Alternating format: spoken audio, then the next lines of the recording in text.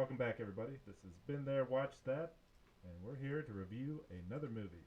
This week, Joe has picked the 2007 film The Freedom Riders. New for both me and Dave. I'd never even heard of it. And this is show 56. If you want to go check out some of our past episodes, BeenThereWatchThat.com. And before we get started, I'm going to go ahead and save you guys the trouble patting myself on the back for picking such an excellent movie this week. So just go ahead and throw that out there. I see how it is, Joe. You bash me on my outstanding pick of Big Chill, and then you give yourself credit. Now, if memory serves me correctly, and a lot of time it does, I don't believe I was alone in that boat.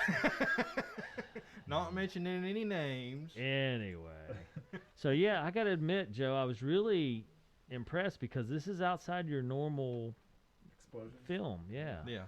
You know, I mean, there is a little bit of gunshots here and there, but outside of that, I mean, this is a drama type movie, and that's usually not your go-to. Right. So super impressed, and I liked it.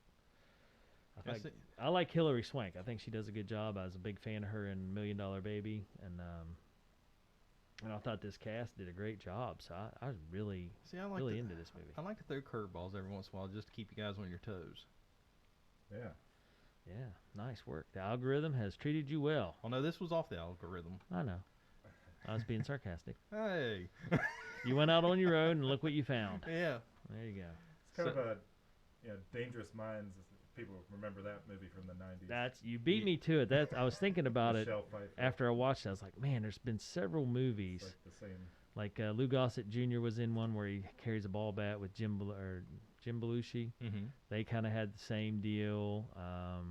Edward Omo or whatever Howard Omos Mm-hmm. kind of had the same type principal movie. You know, rough school, turning around. But You got Coach Carter, Right. same deal, but based around basketball. And then you come to Freedom Riders, which has its own little niche, you know, but still taking a bad school, turning it around. this was based on a true story. I know, you quit Yeah, stealing my lines, Joe. I'm sorry. I mean, I was literally 2 seconds away from saying its own little niche, and it's based on a true story that, you know, really hits home. You see the photo at the end of the movie, and you're like, whoa, this is... Yeah, Yeah. it's real. Yeah. And I can't believe the twists and turns. Yeah.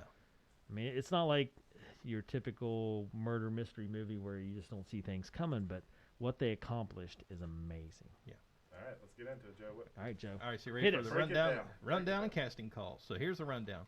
A dedicated teacher, played by Hilary Swank, is in a racially divided Los Angeles school, has a class of at-risk teenagers deemed incapable of learning.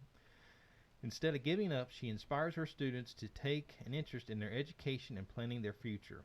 She assigns reading material that relates to their lives and encourages them all to keep journals. Yeah. So here's the casting call.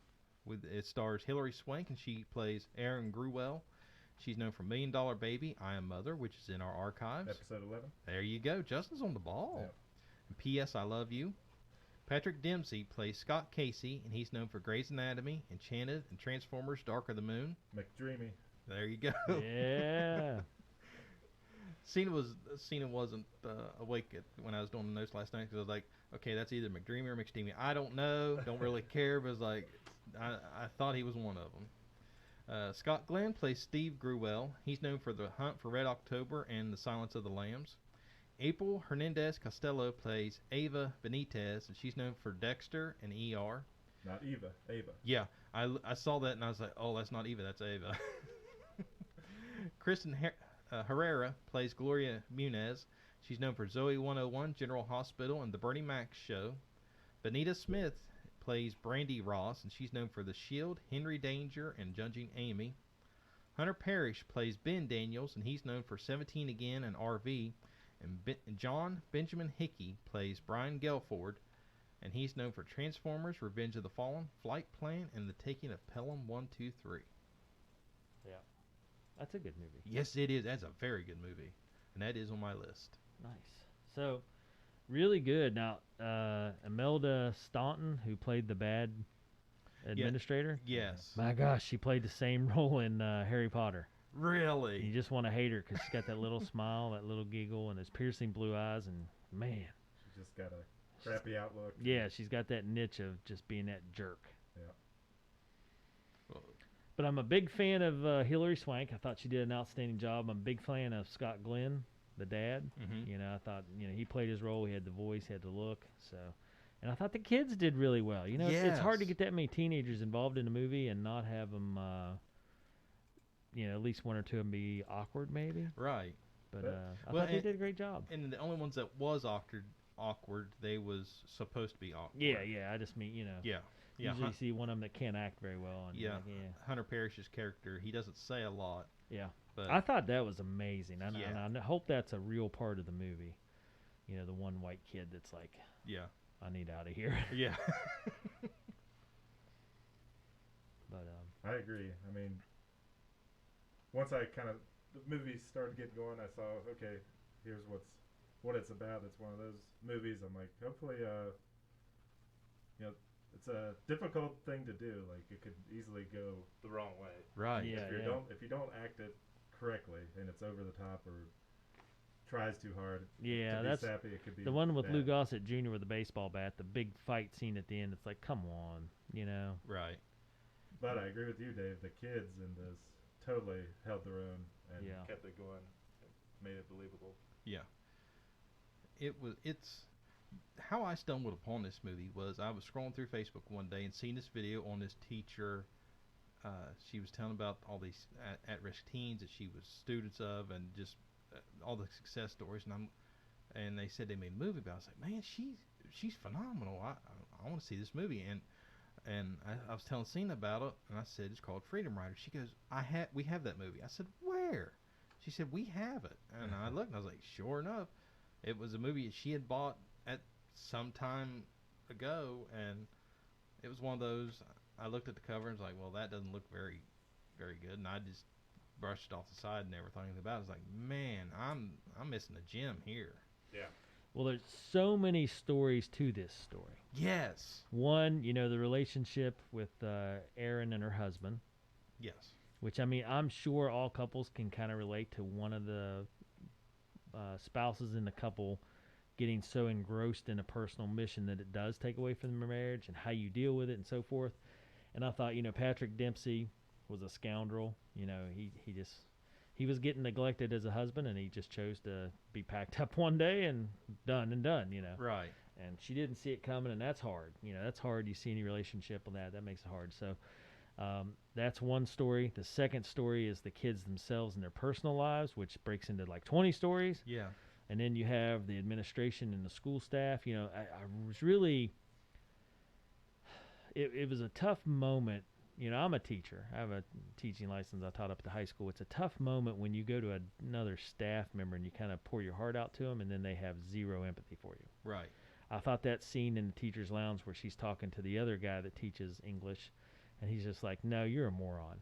That's not going to happen. This is how it is, and just suck it up and get used to it. Right. I thought that was really heart-wrenching to have a teacher that's all gung-ho and wanting to do such good stuff, and they just get their feelings stepped on. It's one of those that they've kind of been those teachers have been shoved around through the system long enough. They just kind of grow numb to it. It's like, sit down, just you're like the rest of us. Just sit down, be quiet, do your time, do your 20 years, 30 years, whatever. Collect your retirement, go home. Yeah. And don't be too excited because you're a young teacher and try to do all these fantastic things, because the rest of us don't want to. Right. When he first comes into the movie, you don't get a sense that he's. You see his true colors in the break room. Yeah. Because earlier on, you're like, well, he's a teacher. He's not. Yeah. But then you see that he's like totally angry about the Yeah. fact. He said this used to be a, outstanding school, and basically these kids, through forced integration, that he's not. They turned the school into crap, basically a dangerous place. Thug Nation. Yeah. And that's what I mean. That whole scene, I did not expect that. I didn't see it coming out of him, and then all of a sudden I was just like, what? Wait, what? How's that happen? But yeah, what? And he did such a good job with his facial expressions and his tone. Right.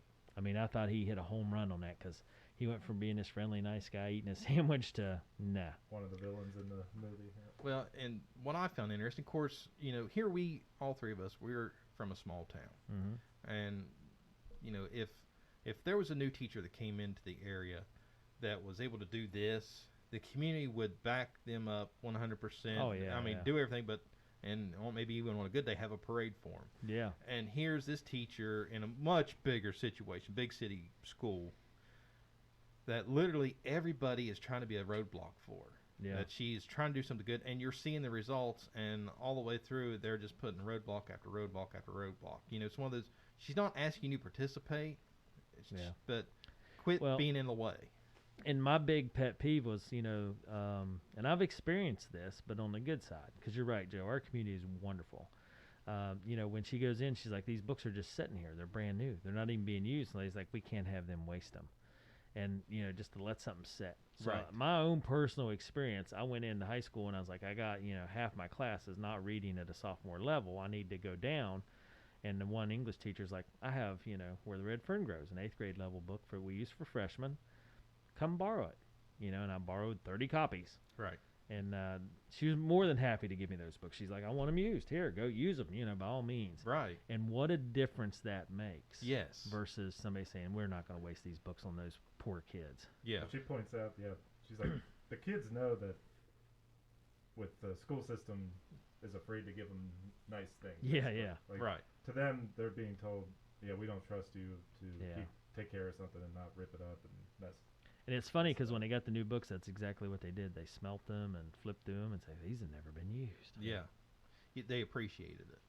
I think the movie early on does a good job of showing kind of the reality slapping her in the face of you see the background of her like getting ready to go into the school system. She's talking to the principal and the administration, and she's very optimistic. And then you see they do this kind of montage of like day after day of fights breaking out in the classroom. And Yep. Yeah. the security guard running in and Well, just realizing that she possibly could be totally in over her head here. Well, right out of the barrel, her necklace, on at least 2 occasions, they go, you better get rid of that necklace. Yeah. Because they will take it, they will destroy it, you will get hurt. Well, and it sends a wrong message that she's upper class. Right. Yeah.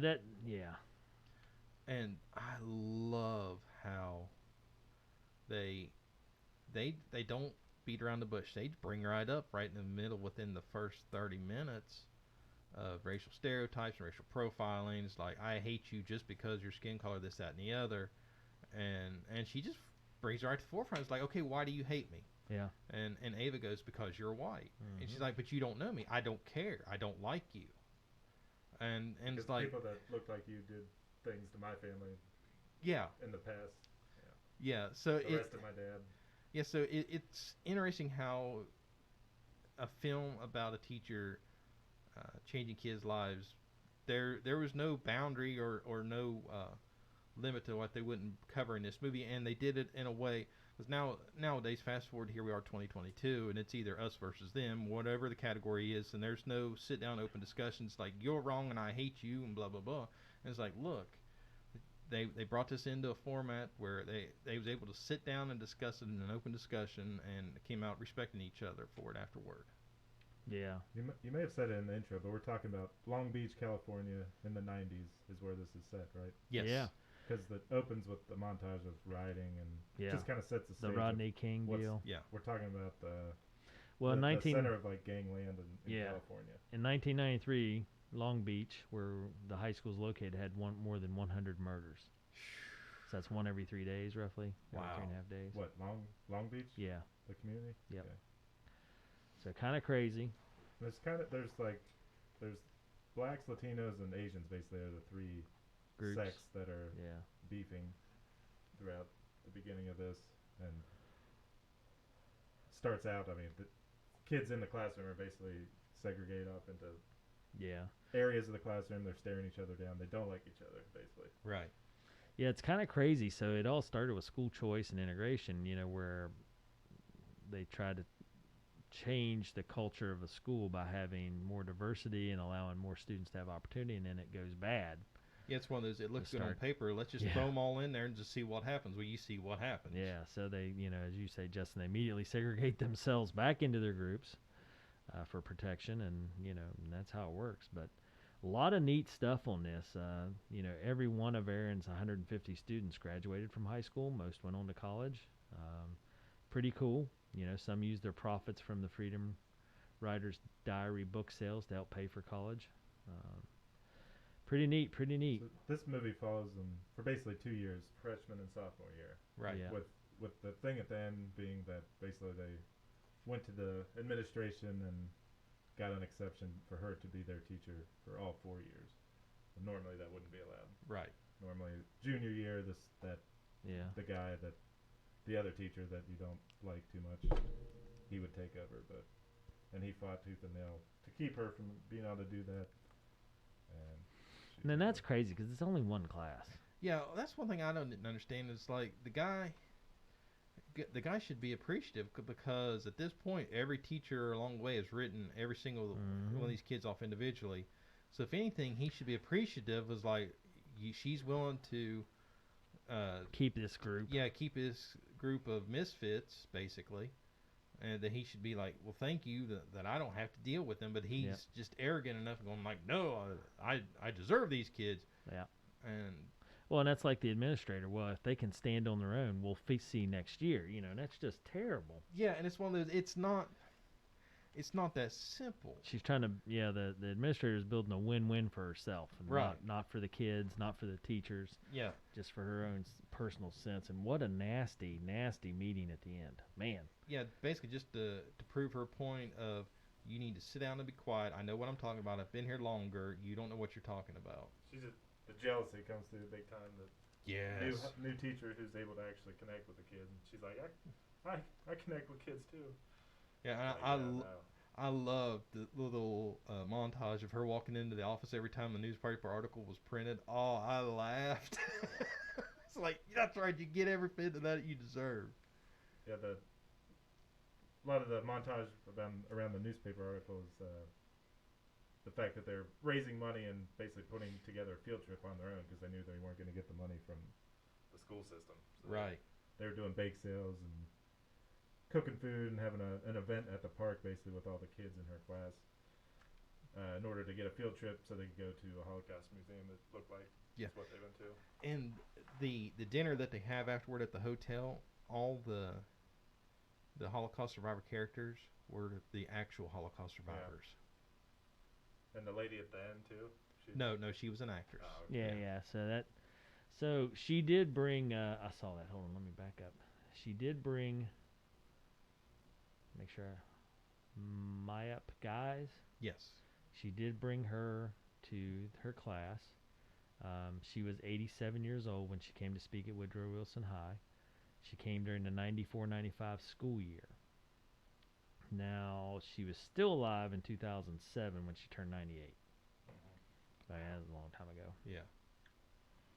And then she also brought Zlata Filipovic, a Sarajevo girl who published diaries as well about war in her homeland in 91 through 93. And they got her to fly over and talk as well. And she was 11 years old when she went through the bombing and snipers and food and water shortages and all that jazz. Yeah, and the administration basically was telling Hillary Swank's character, these kids cannot even comprehend reading Anne Frank. Don't expect them to be able to read a book like that. Right. Basically give them Clifford the Big Red Dog or something. Yeah. Now, they did have actual Holocaust survivors in the video, in the movie, and it was the ones that ate dinner with them. Yeah, at the hotel. Those were actual, they had 4 of them, actual Holocaust survivors. Yeah. And then they had one of the actors in the movie get killed in real life. Actor Armand Jones in 2006, he played one of the characters, Grant Rice. He was shot outside of Denny's in Anaheim, California. He was the one in the orange sweatshirt that got shot at. Okay. Oh, okay. But yeah, he passed away before the movie opened. And he was active in church, worked as an intern for NBC in high school. He played in Shakespeare's Taming of the Shrew. And he was going to take his teacher and his grandmother to the movie premiere, but he passed away before it opened. Kind of crazy. He was the one that got shot at, and then he gets shot in real life. Yeah. I like the evolution of her dad's perspective on the whole thing. He goes from being very skeptical, basically saying, because she says, I mean, you used to be part of the civil rights movement, Dad. Like, I'm doing a similar sort of thing. He's basically like, no, this is different. These are just gang kids that have no interest in education. You're wasting your time being a teacher, and then It's funny in real life. it comes around though later. Her dad was a civil rights activist. Really? Yeah, and he played minor league baseball for the Washington Senators. Her real dad? Yep. In real life? Mm-hmm. Yeah. And he named his daughter Erin after Hank Aaron. But he was against her taking that job, and he did tell her not to wear pearls. But yeah, pretty neat. They had some of the original Freedom Riders appear as extras. Yeah, the on Aaron's first day at work, where they show the student spraying graffiti on the wall and the teacher stopping him. Mm-hmm. That teacher that stops him is Horace Hall, and he's a government teacher at the real Wilson High School. Huh. So they had the real teacher from the real school. They were Throwing in a playing. lot of real people in this one. playing- Yeah. Did we have numbers on it, like what it did money wise? Yeah, I can pull them up here. Budget 21 million. Box office 43 million. Wow. Okay, doubled its money. I got a question. Okay. What was the most poignant scene for you guys? Why you guys steal my Ooh. questions, man? Just making sure you remember to ask it. I was there. I was just waiting. We had a lot Yeah. to talk about. Yeah. I have mine, but you I'll gentlemen have to to go think first. of, I mean, they're like 5 or 6. Oh, yeah, that This okay. was an emotional movie, I thought. Okay, I'm glad you said there was Pulling at the multiples heartstrings. because that one, that's where I found myself last night. Was like, okay, there's 2 or 3. It's hard to pinpoint one. For me, one of them was the one kid, who really took to reading Anne Frank and was into it. And before, it was like a kid that was homeless at like 13 because basically his mom kicked him out for joining a gang. I mean, this is a hard street kid, and just that he was so excited about the lady coming. Yeah. What's her name? Mape Giles. Yeah. Who was a real person who basically helped shelter Anne Frank. Yeah. Yeah, and he was so excited about meeting her, and just the scene where he asked if he can like bring her in or whatever. Yeah, usher So her she in. takes his arm and he like brings her in for this talk. That was up there with me for a poignant moment. Yeah, I think for me it was when they had the first conversation in the classroom, and Joe, you brought this up where she said, "I just don't like you because you're white." That's all it takes. Yeah. That whole conversation is something I feel is just poignant because it's just crazy, to think in those terms. But that's what you have to do at that point. Right. In their life at that moment, that's how they have to survive. Right. So it's kind of crazy to me, and I thought that was, a point of interest Right. in the movie. So what about you, Joe? I have at least 2. The one, like Justin said, the character's name. I just had him pulled up here.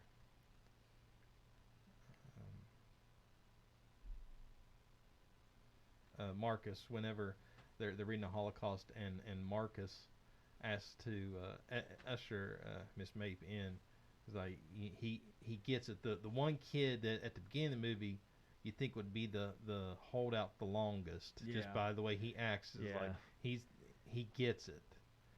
And when Aaron puts the tape right down the middle of the floor and starts asking questions, okay, step forward if this applies to you, and literally everybody starts coming together and they just stand there looking at each other going, okay, maybe we're not so different after all. Just that aha moment.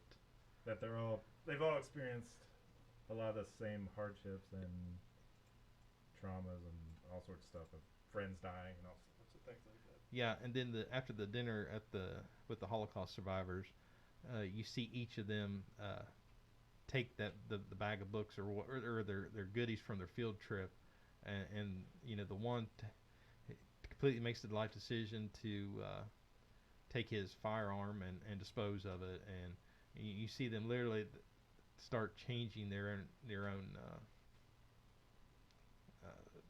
journeys in life. Mm-hmm. About halfway through this movie, I was on a little bit on the edge of my seat. That something bad has got to happen. Yeah. Something Yeah. She's going to terrible's get gonna caught in a happen. crossfire, or one of the main I was kind of characters. glad nothing like terrible Yeah. happened. Like I thought that kid was just gonna get shot out of nowhere, and in the middle of this, after we already started to like get invested in the characters. Did it draw you all in? I mean, I know the three of us, and none of us have had that experience of being homeless, or I don't assume you two haven't been shot at, Right. or had to deal drugs or anything like that to survive. Did any of that strike a chord with you? As like, man, because that's at one point in the movie when you see the young man go and he's living in this shack that he kind of built himself, and his door is just a slide out of the way, in an alley type deal. It's just like, man, what a Can you imagine being in high school and 15 years old or younger? Yeah, and having to just live on your own and survive? I mean, how in the world? Well, and to hear like in Ava it wasn't Ava, Brandy's story of like her dad beat her mom, and I don't even know, was that her dad? I thought it was her dad. I mean, it seemed like it, but in that case, it could have been a boyfriend or what? Who knows? But beating on the mom and telling her mom, saying you stay out of it, and and then dumped him off and said, "Here, find a piece of pavement to sleep on. This is where you're at tonight." Yeah. So many emotions ran through me watching that. It's like you just want to reach to the TV and just strangle the guy, because there's literally no. I don't care how bad. I mean, how bad a hand you're dealt in life, you just don't do that. Yeah. There's no justification of dumping your kids off to the middle of nowhere and saying good luck to you. Yeah. Yeah, it's kind of crazy. It's a kind of a culture shock because, as we've mentioned before, here we all are in a small town and seeing this stuff go on in an area that, unfortunately, it's normal. This is what they consider normal. Kids basically hadn't fend for themselves at, 14, 15, 16 years old. And we're sitting here going, there's no possible way that anything good could come out of that. Yeah. And there is protection in numbers, so you join a gang and then your life is a little easier. Right. Not getting harassed all the time, necessarily. And that's one thing. But it comes with it. You might get shot up randomly too, though. Okay, so that makes sense, because the whole time, and this is one of the things I've had issues for a long time, is the whole idea of gangs. These gangs hate each other. They don't know why. Part of it's Territory. their territory to sell drugs. Okay, but they openly say we don't know why we hate each other. We just hate each other, and I'm going, then why keep it on? But we also live in a state that the Hatfield-McCoy feud was huge. Right. So something that started before you has its own momentum and keeps going, and you just kind of get swept up in it. Right. Yeah. Tit for tat, and he shot my cousin. Yeah. I'm gonna go shoot this guy, and back and forth. Yeah, I don't like him because I'm told not to like him. Oh yeah. Craziness. It struck me watching this. It's just like, how different of an existence do we all have compared to living in Long Beach, just in the middle of like a heart of a rundown parts of California, and I mean, it's just crazy. Yeah. So many people, everything's crazy around there. Yeah, I agree with you. The difference is so stark. I never had to worry about gangs or, gun violence or going into, can you imagine going into our local convenience store over here and worried about some joker, taking a pop shot at a rival gang member, or whatever? Just, I mean, it's incomprehensible here. Yeah. Now, don't get me wrong. I mean, we have shootings all the time in America, but here where we're at in rural West Virginia, it's not an issue. So it seems so far removed. It seems implausible. Yeah. And that's what this movie brought out for me, was just, how stark life is and how different it is, on the other side of the country or even on the East Coast here, major metropolitan areas. Because I know, like, Baltimore's rough, D.C.'s rough, New Jersey, you got all these, New York, of course. You got all these metropolitan areas that are rough. Not that far away from us, really, but it seems like a world away just because we're in rural West Virginia. Well, and cities like Long Beach, when you hear that, the first picture comes to my mind is just, beautiful skyline, the beaches, the sand, the water, all that, the touristy spots. You don't think of what it really is. There's parts that are, well, what we see in this movie. The whole city's not a touristy area, beautiful sceneries all the way around. No, there's real life going on in these spots. Yeah. Interesting stuff. Kind of crazy. So this has a Long Beach population is like over 400,000, Man. Wow. and that's probably, just the city kind of center itself. You probably have all sorts of people in the. It's probably closer to 1 million when you get all the. Suburbs. The Yeah, suburb stuff. the outer line areas.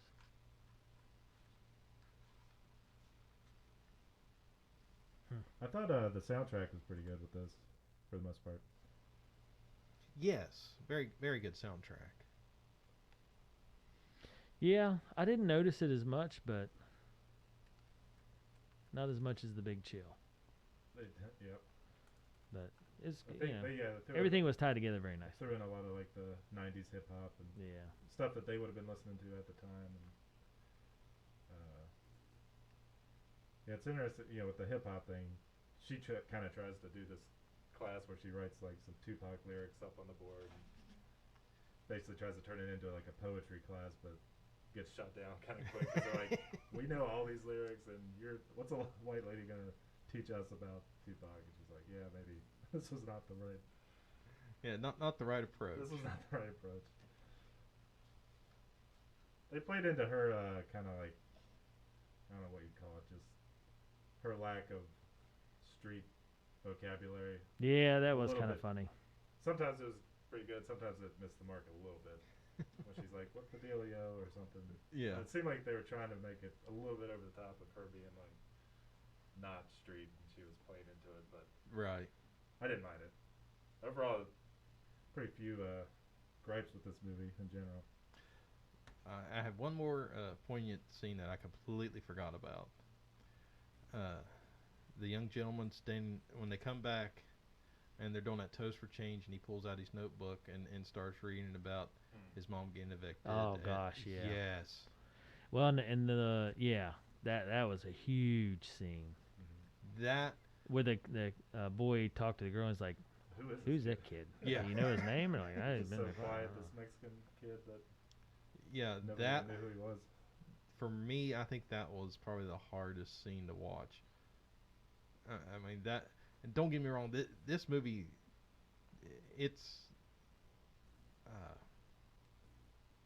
it's a hard movie to watch as far as emotion. I mean, it's an emotional movie, but that one was probably the hardest because that right there just it kind of hits you really, punches you right in the gut of just an outlook of what these kids deal with. Yeah. Rotten Tomatoes, 70% from the critics, 87% from the audience. I think the audience is a little closer here. Yeah. Yeah, most definitely. Interesting. Freedom Riders. Joe, again, great pick. Outside your normal algorithm picks. And home run, man. Thank you. My type of movie. Well, I told you. Here's guys, the crazy part. You didn't like The Big Chill, but you like this. Yes. Don't ask me why. Yeah, that's what I don't understand. Okay. Well, I have my next movie pick, but it's not my turn, so I gotta wait. So, do we want to rate this puppy up? If you guys are ready. Fan pick next time? Yes. Oh yeah, I need to pull that up. Yeah. You guys. Yeah, I'm saying overflowing large. I'll go easily overflowing large. Right. Yeah, I was thinking the same thing this morning. Driving in. What am I gonna rate this thing? And I'm right there at the counter. I'm staring at the mop bucket, looking at the price, thinking, well, am I that hungry? And looking at a large, I'm looking at it, I'm saying, well, definitely I want a large. I mean, no question, large. Do I go to mop bucket? Oh come on, Justin! It's only 50 cents more. I'll give you 50 cents. Honestly, I think I gotta go mop bucket on this one. Nice. I don't blame you a I'm bit. glad to have seen this and never seen it before, and may have never seen it if you hadn't Yeah, if you hadn't brought it picked up, I probably wouldn't have picked seen it, it. Joe. So this was a good one. This is Yeah. very few, if any, gripes and plenty of emotional scenes, and they pulled it off without it being too formulaic or too over the top of the kids from the tough neighborhood they turn it around with this great teacher. I mean, there's some of that, but it wasn't sappy at all, and so many side stories, like you said, Dave, and so much depth Yeah. to this movie. The only reason I didn't give it a mop bucket was some of the scenes weren't on par. Like the shooting in the convenience store.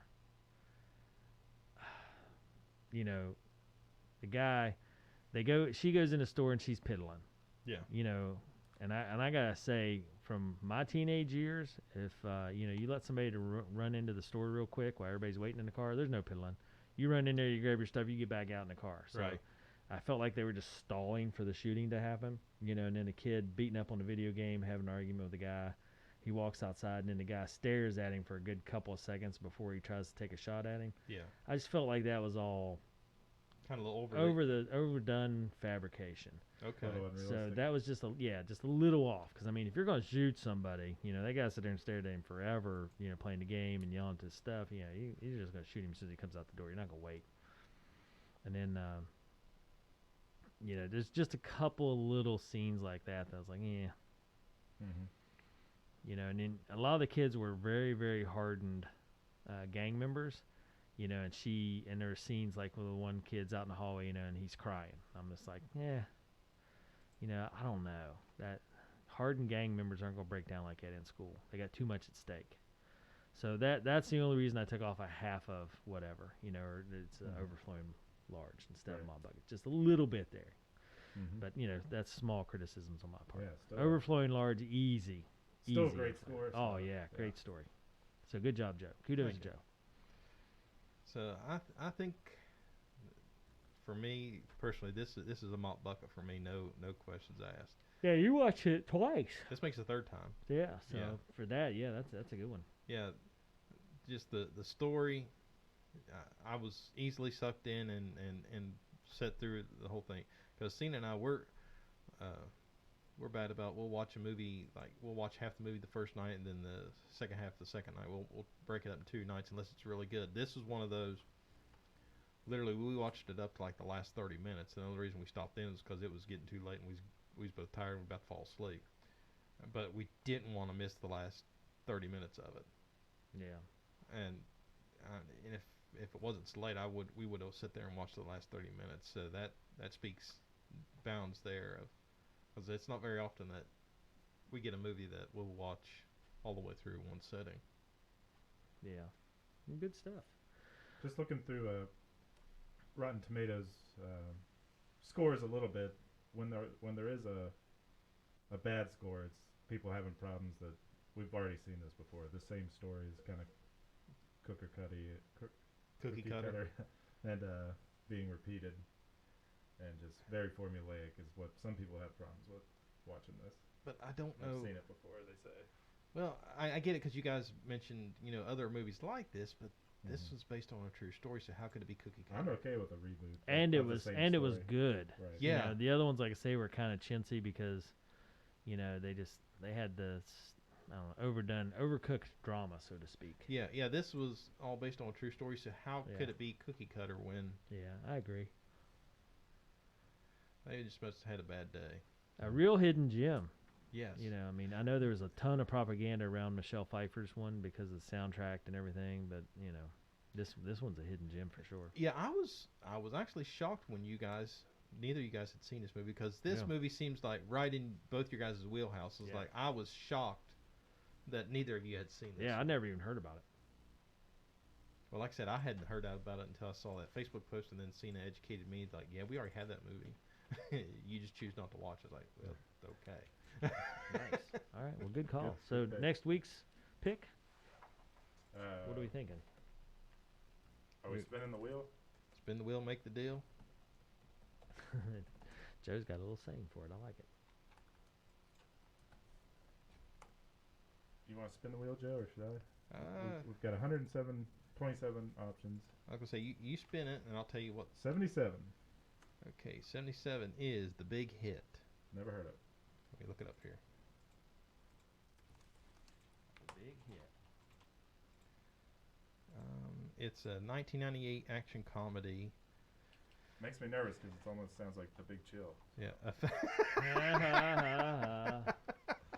A fabled hitman, Melvin Smiley, played by Mark Wahlberg, is constantly being scammed by his cutthroat colleagues in a life-ending business.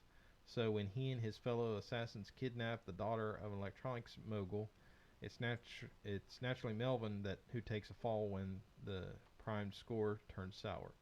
That's because the girl is the goddaughter of the gang's ruthless crime boss. But even when while dodging bullets. I already know what's gonna happen.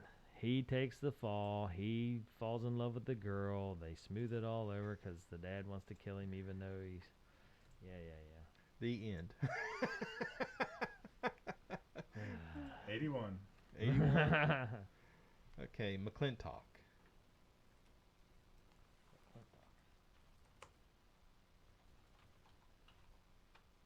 1963 Western. Stars John Wayne. Really, a John Wayne movie? Yeah. Interesting. We haven't covered those grounds yet.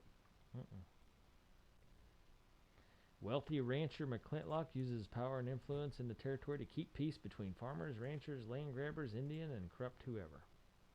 It is free for streaming pretty much all over the place. Yeah. That helps. Tubi, Pluto, Amazon. Now, I gotta say, I've just, for educational purposes, I've just watched a John Wayne movie one time, and I was not a fan, but Yeah, I kept calling people Pilgrim constantly. I didn't want to say anything, but I don't really have an interest in an old Western. Okay, then spin it again. But Joe, if you do, then 21. I was gonna say, did you really hear me over here rooting it on? Disney's Baby. The Baby or Baby? Baby. Disney's Baby. That must have been a typo on my end because I'm not pulling up any movie. Okay, go ahead and respin, Justin. 117. Okay. Love Actually. Heard of it? Not sure I know what it is. Love Actually is a 2003 Christmas-themed romantic comedy drama film written and directed by Richard Curtis. Keira Knightley. Hugh Grant. Emma Thompson.